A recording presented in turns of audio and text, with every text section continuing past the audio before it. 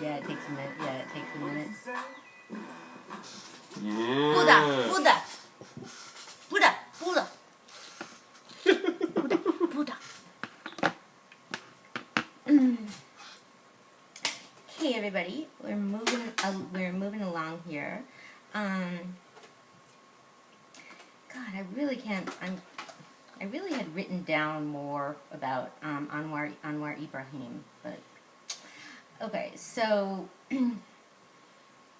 this was okay. So one of the things we've been talking about is land reclamation, and how that's happening in how it happened in Zimbabwe, and so in South Africa, Thabo Mbeki, the former president.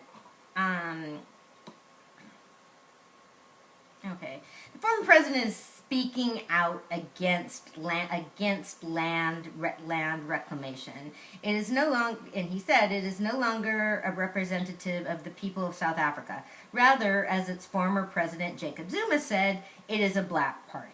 Well, like, yeah, what's the problem with that? It's something like. Yeah, he said that forcibly taking land from white people and giving it to black people represented an abandonment of that principle. That the ANC, the African National Congress, saying that it stood for the freedom of all humanity, black and white. Well, that's nice, but like the white people own like 80% of the land, or like in South Africa, and yeah, they should. Yeah, I think that they should keep taking it.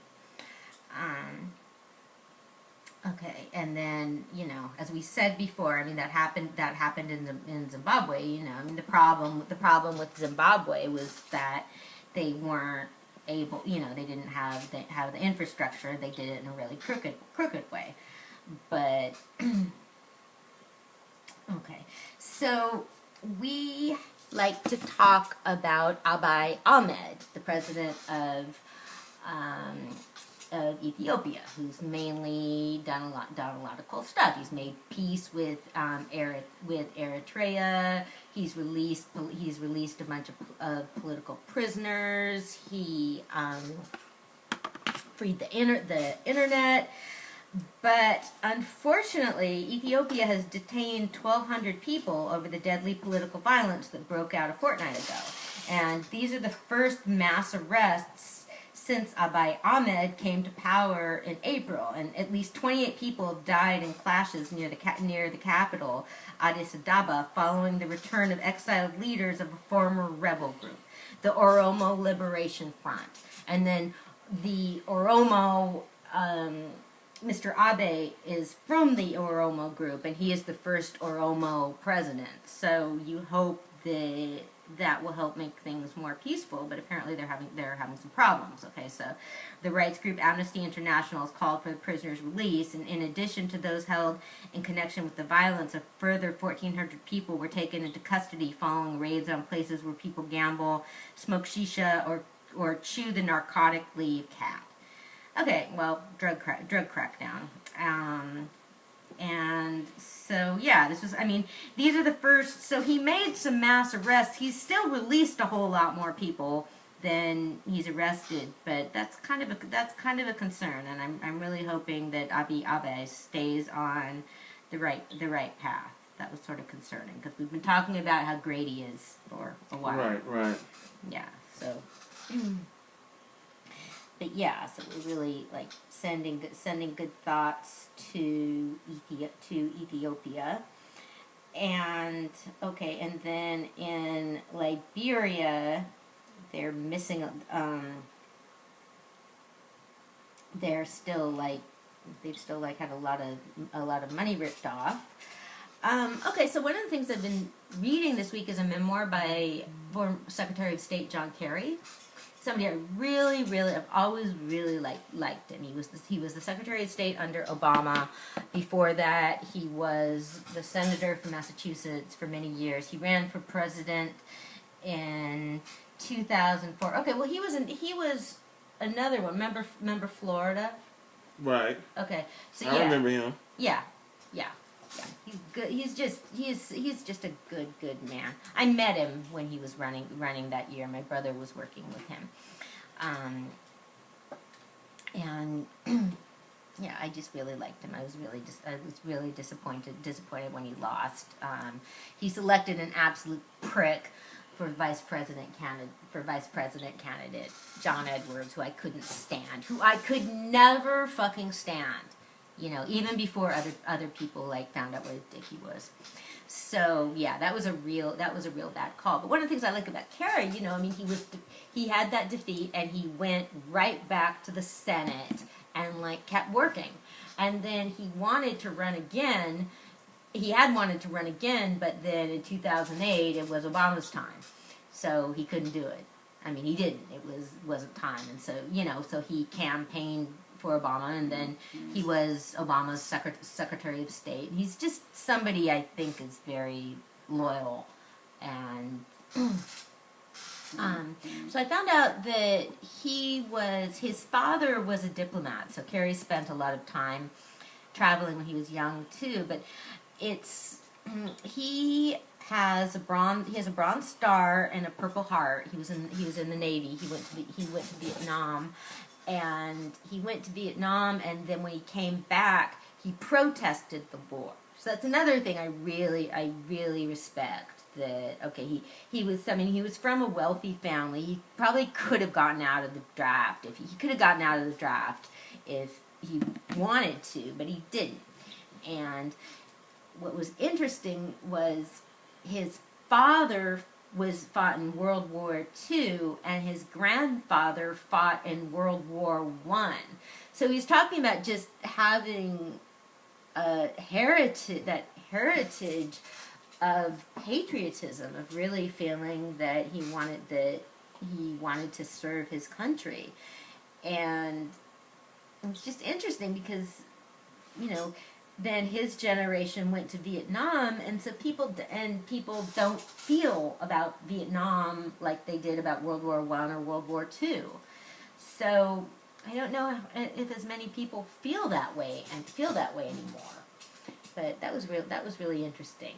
Mm-hmm. So, you know, it's kind of going into more detail about, I don't know. I mean, I'm learning more now. I understand more about what they're talking about with swift boats. Like an Apocalypse Now, I think, sort of like that. Those like boats that they go through shallow water. But apparently, I mean, he was saying that him and his colleagues were having a lot of doubts about Vietnam before they even went there. Wow. Yeah, just like what the fuck are we doing there?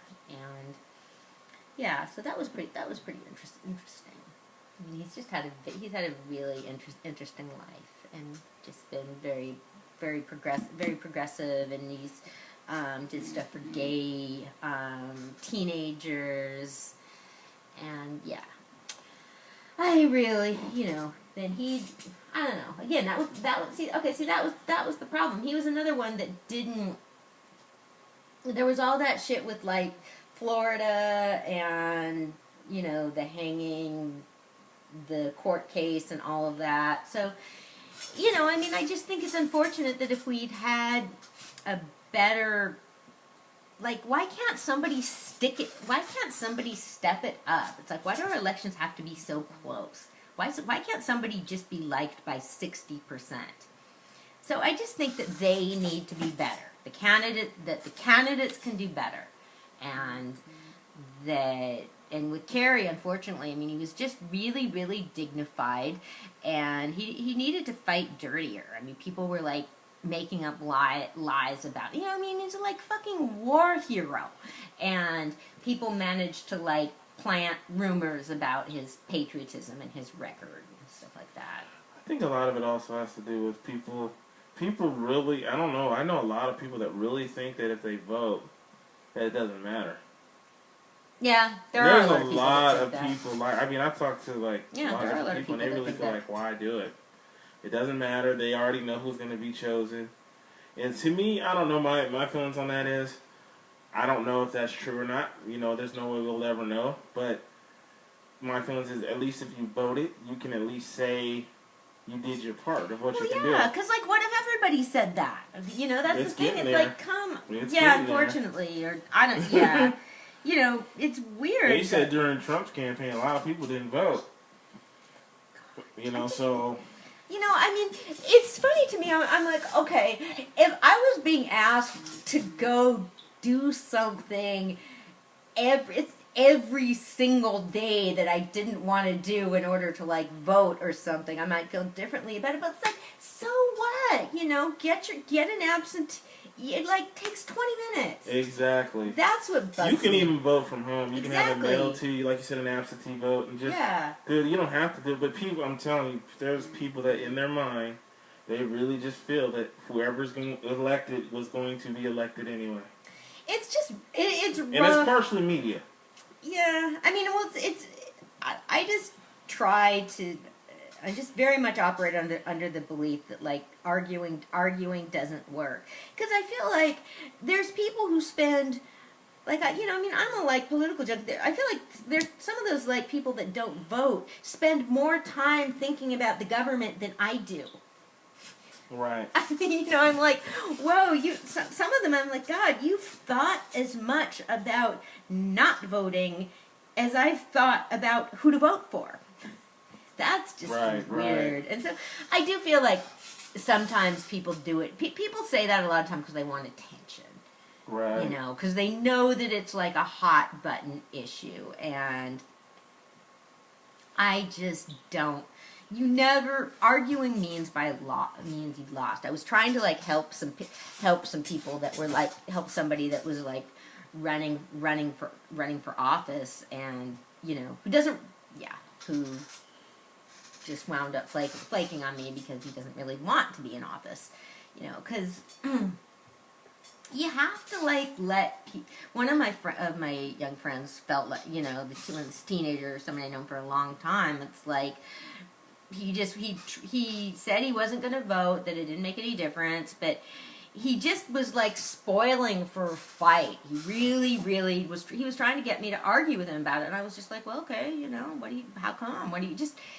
You know, people got to be able to listen to themselves. And, I mean, I just see that all the time. Somebody says they don't vote, and somebody else jumps in. It's like, blah, blah, blah, blah, blah. And it's one thing when it's like these little young eager beavers. Because, like, you know, my friend Brenda, like, you know, she's like a senior, and when Brenda hears that somebody doesn't vote, they're in trouble. Right. Most of us can't get there yet. We miss you, Brenda. We miss you, and Brenda's mom passed away, so. Oh, Brenda. Yeah. Rest in peace, Mrs. Ora. R.I.P. Mm-hmm. And so she'll be back, and okay, so please, you know, it's rough. I mean, I don't know. This has just been going on for so long, and. No, I just, like, I want people to vote, but it's not, I'm not going to go, I guess I feel like I don't want to go about it, or, I don't know how to put it. I feel like it just needs to be looked at from a different way. Like, okay, you've never voted, there's people that have just never voted. It's like, how can you not believe in it? It just perplexes me. Man. Yeah. The mixture of social media now social media makes it worse because you can always find stuff that gives you a reason not to vote now. The echo chamber. Yeah, there you go. Yes. And I think that's really what it is. It comes down to the echo chamber. Because I've talked to someone about it, and, dude, persistence in their mind is this person was going to be elected anyway, whether I voted or not. So when you have people that get to that point, it's kind of, it's no longer... You can explain it to them. In their mind, they really just honestly think that that person was made to be voted in. Yeah, you know, I mean, I just try and, like, let people talk. People got to hear themselves. That's the thing. It's like, if you just try and, like, argue, people are, like, spoiling for a fight. We have a very argumentative culture. And for me, it's like, no, I don't argue. It's like, And I had one person actually say on a post a long time ago saying that if you didn't vote, you shouldn't talk. You shouldn't even say anything. A lot of people say that. Yeah. Do you agree with that? Oh, not really. I mean, I don't feel that taking that attitude is a way to get more people to vote. Put it that way. So what do you think would get people to vote in your mind?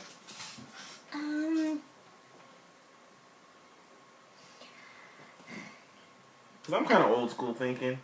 I'm kind of like the kind of person that believes at least if you tried, you did something, you know.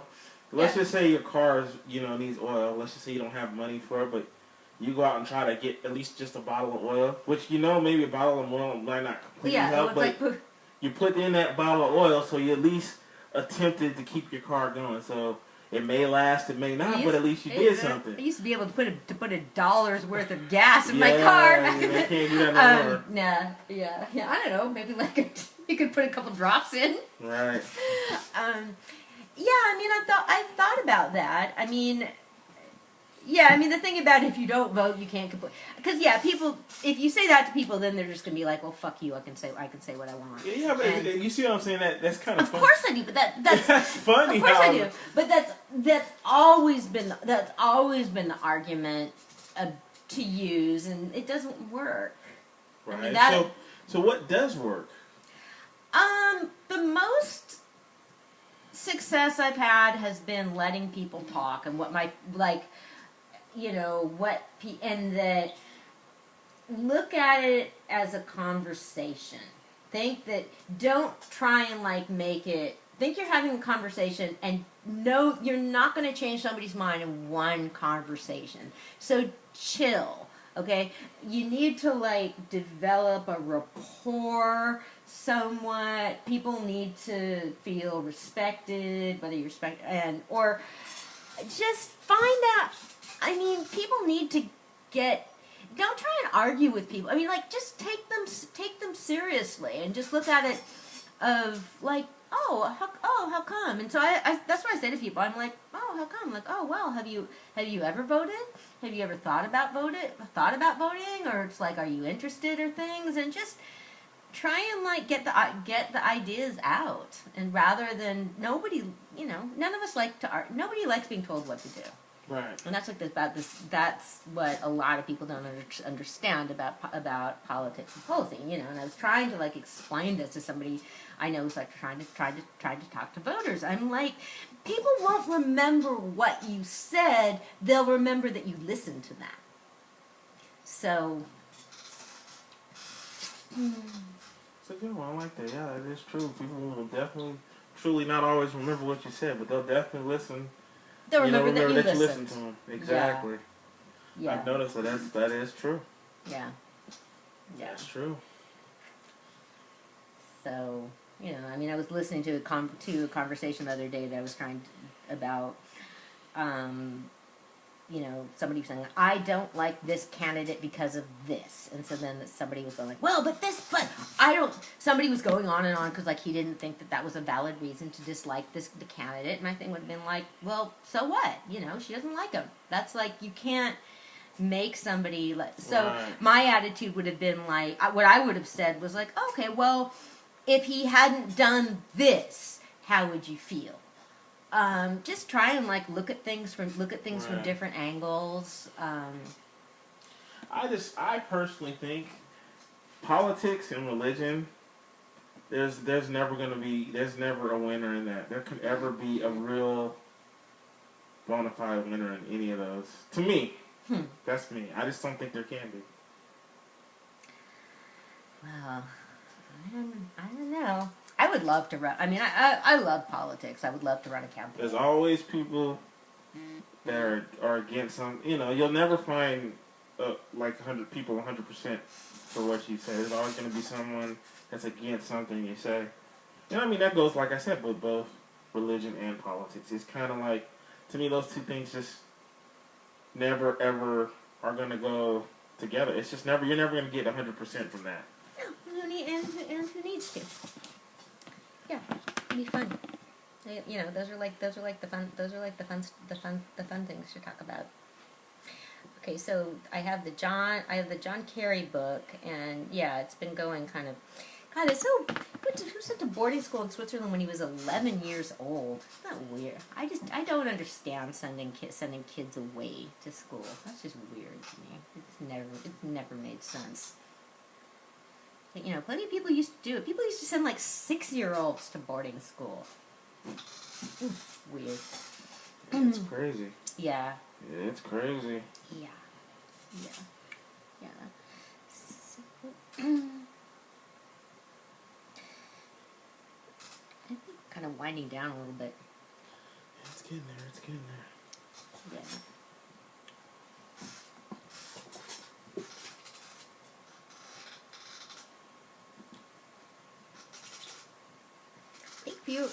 I hope people watch it later. People how many people seem to be watching lately? But hopefully they watch it later. Some of my regulars haven't been watching. I hope I haven't gotten boring. No, it just happens. It happens. You get a lot. Let me see. Let's see what you got now. See if I can pull up the watches. It was pretty. On Saturday, I was at a potluck and somebody asked me how the radio show was doing. And I was like, wow, people. So right now, you got 100 people. Wow, amazing. So far. Cool. So. Cool. Okay. But see, next year when we get it together and we can do the green screen, I think yes. that'll be cool. Oh yeah, when I can really show my round stuff, and then then if we can do guests to come in as talking heads, I really want to do that. Yeah, we're gonna see about doing that. Yeah, and then remember, we're always happy to have guests. Always. Yeah. So, okay, Pearl Pinson, we're thinking about you, Pearl. And Rose, Annie, James, William. We're thinking about your family. And I'm moving this week. I'm gonna be in downtown Vallejon. So that'll be nice. Very How far cool. are you gonna be here? 2 blocks away. All right. So where are you staying? Where I'm staying now. Yeah. No. Where you're moving to? Capitol Street. Capitol Street. Okay. Yeah. Well, that's at a house. House. Okay. Apartment. One of those old houses. I know what you're talking about. I've seen those. So I was Yeah. gonna move into one of those. I didn't know that they had them like this here. Mm-hmm. Those old school. What is yours in the back? It's the front. Or yours in the front? Yeah. The one I went to was gonna be in the back. Okay. It was weird. Yeah. I was kind of spooked about it because in the back, and then really when I went there and met some of the neighbors, I was like, nah. I like old houses. This is so much. I mean, I've just been living in these little apartment boxes for a couple of years. It's really weird. I lived in the same place for a really long time, and then I moved a bunch over a couple of years. So my one cat has moved 5 times. Wow. Yeah, she's very loyal. She's a good traveler. But yeah, the other cat, they're gonna need to get used to a new place. Yeah, you and Jessica were kind of alike, man. She had cats too. She had 2 or 3 cats. Dude, a lot of people have cats. Yeah, I know. I don't know. I don't meet a lot of people with cats. Really? Really. I don't have, I'm thinking about it now.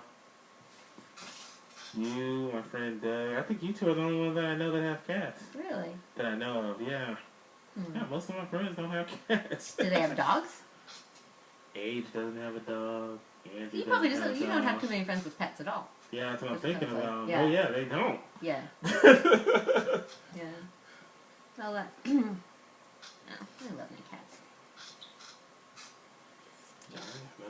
Yeah. If we ever, if we ever do the radio show in my place, the cats. Yeah, whenever you want to do it, let me know. Okay. We'll definitely have it done. Okay. Cool. But you might want to do it before we get the green screen. Okay. Because that might be too much. Yeah, that would be. Trying to reposition. Yeah. Because once I get the green screen here, I'm going to figure out our landmine, and then it'll be easy so I can have it set up. Yeah, that'll be very cool. Most def. So, okay, well, thank you, Leo, for listening. All right. All right, Leo. Okay. Thanks everybody. This is Anna's Historical Book Club on RadioForTheWorld.com. See you next time. Peace. Good night.